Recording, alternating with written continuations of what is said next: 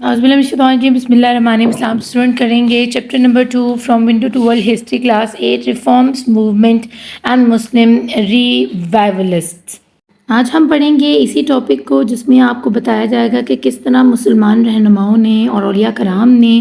اسلام کو اور اس کی تبلیغ کو عام کیا سب کانٹیننٹ کے اندر، اور کس طرح یہ تحریکیں چلائی گئی، کیونکہ یہ نان پولیٹیکل موومنٹس تھیں، یعنی کسی اقتدار کو حاصل کرنے کے لیے یہ موومنٹس نہیں چلیں، بلکہ اللہ اور اس کے رسول اور اس کی قرآن کی تعلیمات کو عام کرنے کے لیے بہت سے ایسے حضرات ہیں۔ مولانا شبلی نعمانی ہیں، اس کے علاوہ شیخ سرہندی ہیں، شاہ ولی اللہ ہیں، اور سر سید احمد خان ہیں، اور بھی بہت سے بڑے بڑے نام ہیں جنہوں نے ان ان موومنٹس کے اندر حصہ لیا۔ چلیے ریڈنگ سٹارٹ کرتے ہیں۔ Colonialism and revival of Islam in India, کس طرح ایسٹ انڈیا کمپنی انڈیا میں آئی اور کس طرح مسلمانوں نے اپنے اسلام کو، اپنے دین کو اور اس کی تعلیمات کو محفوظ بنایا، آج ہم اس کے بارے میں ہی پڑھنے والے ہیں۔ The British introduced new educational and social policies aimed towards creating native who were Indian by birth but European in their sensibilities۔ اب ہو کیا رہا ہے کہ برطانیہ آتا ہے سب کانٹیننٹ کے اندر تاجر بن کر، اور پھر آہستہ آہستہ یہاں پر اپنی آرمی جنریٹ کرتا ہے، پھر اپنی کمپنیز کو بچانے کے لیے حکومت کے اوپر جا کر بیٹھ جاتا ہے، ٹھیک ہے، اور حکومت کرنے لگ جاتا ہے، مغلوں کو بالکل فارغ کر دیتا ہے، مغلوں کی زمینیں چھین لیتا ہے، قبضہ گروپ بن جاتا ہے اور یہاں پر اپنی حکومت قائم کر لیتا ہے۔ اس کے بعد حکومت قائم کرنے کے بعد سب سے پہلا جو ٹارگٹ اس نے بنایا وہ ایجوکیشنل انسٹیٹیوشنز تھے، وہ مدرسے ہوں یا ہندوؤں کی پاٹھ شالائیں، دونوں کو اس نے اپنے نشانے پر رکھا ہوا تھا، اور اس نے ایسے اسکولوں کو گرانٹس دیں، فنڈس دیے جو کہ انگلش پڑھایا کرتے تھے۔ اب اس کا مقصد یہ تھا کہ انڈینز کے جتنے بچے ہیں یا مسلمانوں کے جو کہ انڈینز مسلمان ہیں، ٹھیک ہے،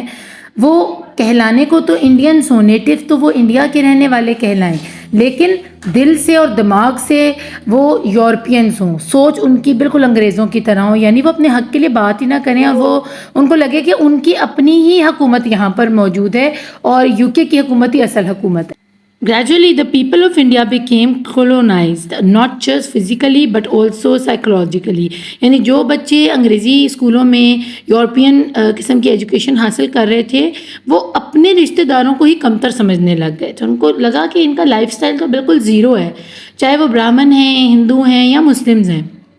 ان کی تو زندگی کوئی زندگی نہیں ہے، زندگی تو اصل ہماری زندگی ہے، this is the right lifestyle what we are studying اور وٹ وی آر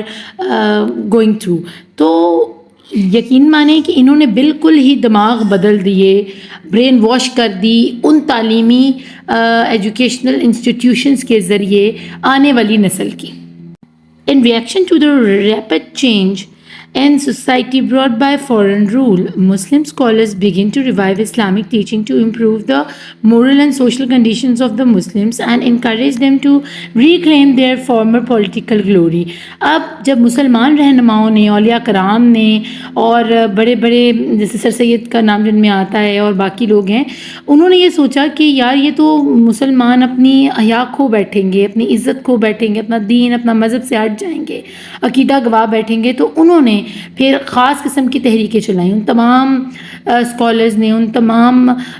بڑے لوگوں نے، علماء کرام نے اسلامک ٹیچنگ یا دین اسلام کی تبلیغ کا ایک باقاعدہ بندوبست کرنے کی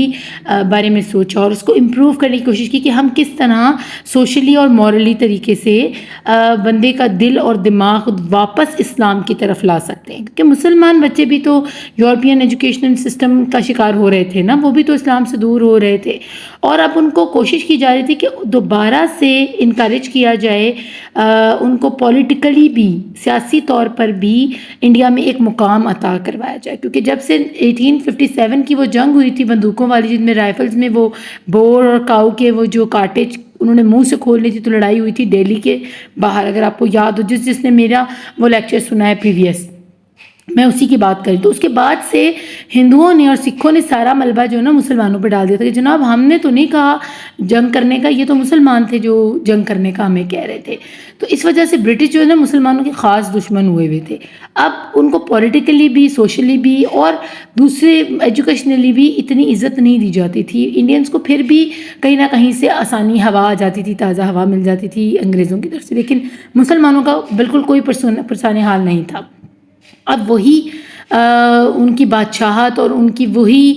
گلوری ان کو واپس دینے کے لیے، وہی خوبصورت دن، وہی عروج ان کو واپس دلوانے کے لیے تمام علماء کرام نے مل کر کوششیں کی.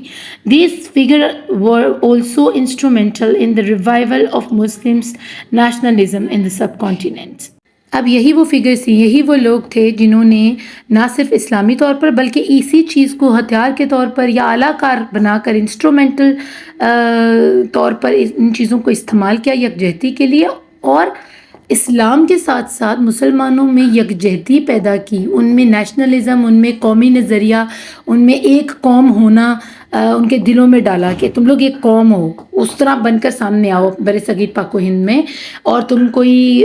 ایسی ایری گیری چیز نہیں ہو اور کوئی گرے ہوئے لوگ نہیں ہو، تم ایک قوم ہو اور ایک ساتھ یکجہتی کے ساتھ اپنے محبت کے ساتھ قومی عقیدے کو ساتھ لے کر آگے چلو. Their aim was to create awareness among Muslims about Islam and unite them against the imperial forces. جتنی بھی imperial forces تھیں بیسیکلی تو زیادہ یہ فرینچ آ رہے تھے، اور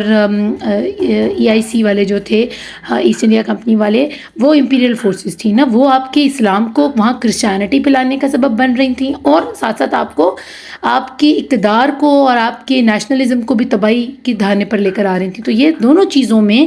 انہی فگرز نے، انہی اولیاء کرام نے، انہی اعلیٰ لوگوں نے اپنا خاص کردار انجام دیا. Many scholars rendered their services to enable Muslims to form their religious identity. These scholars are seen as the pioneers in creating a sense of national identity amongst the Muslims of the subcontinent. اور یہ سارا صحرا انہی لوگوں کے، انہی اولیاء کرام اور انہی اعلیٰ لوگوں کے اور انہی رہنماؤں کے سر جاتا ہے کہ جنہوں نے مسلمانوں کو ایک قوم بنایا، ایک اسلام کے طور پر ان کی جو عزت تھی اس کی بحالی کی، اور ان لوگوں کے دلوں میں اور دماغوں میں اس بات کو ڈالا کہ تم کسی انگریز کے غلام نہیں ہو، تم ہندوؤں کے اور انگریزوں کی غلامی میں مت رہو. انسان کو اللہ تعالیٰ نے، اسلام نے ایک آزاد جو ہے نا زندگی عطا کی ہے، اور وہ اپنے اچھے برے کا ذمہ دار ہے. اور اسلام ایک پورا دائرہ حیات ہے، دائرہ کار ہے، جس میں زندگی کو گزارنے کے تمام تعلیمات شامل ہیں، اور اچھائی کو پھیلانے اور برائی سے رکنے اور برائی کو روکنے کی بھی طاقت تم رکھتے ہو. تو اپنے آپ کو سامنے لاؤ اور ایک قوم بنو، اور اپنے آپ کو ایک قوم کے طور پر ابھارو، تاکہ تمہیں یہ تمام جو طاغوتی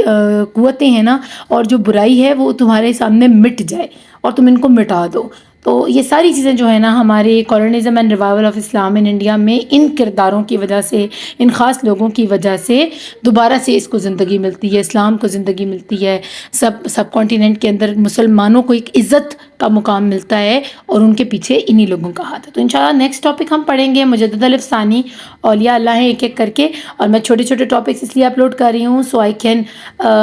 be easily upload that on YouTube channel, کیونکہ میرے لیے بہت مشکل ہو جاتا ہے اگر ویڈیو لینتھی ہو جائے. اپنا خوب خیال رکھیے گا. Thank you for watching. Allah نگہبان.